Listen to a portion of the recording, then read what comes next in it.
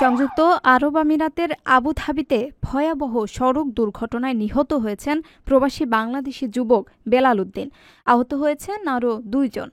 বৃহস্পতিবার ২রা অক্টোবর স্থানীয় সময় সকাল ৬:৩০টার দিকে আবুধাবির সীমান্তবর্তী আল আইন দুবাই রোডে এই দুর্ঘটনা ঘটে।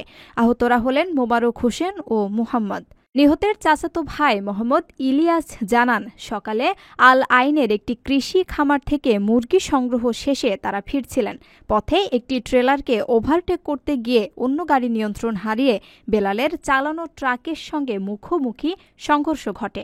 ঘটনাস্থলেই বেলাল নিহত হন। আহতদের আবুধাবির বুরজিল হাসপাতালে ভর্তি করা হয়েছে। মৃত বেলাল 2 শিশুপুত্র ও স্ত্রী রেখে গেছেন। লাশ বর্তমানে বানিয়াস সেন্ট্রাল মর্গে রাখা আছে এবং প্রয়োজনীয় পুলিশি তদন্ত ও আনুষ্ঠানিকতার পর দেশে পাঠানো হবে। আপনার স্বপ্নগুলো আকাশ ছুবে প্রবাসীর হেলিকপ্টারের মাধ্যমে। বিয়ে, জন্মদিন অথবা যে কোনো বিশেষ প্রয়োজনে হেলিকপ্টার ভাড়া করতে যোগাযোগ করুন স্ক্রিনে দেয়া নাম্বারে। প্রবাসীর হেলিকপ্টার, নিরাপদ ও সাশ্রয়ী বাহনের বিশ্বস্ত নাম।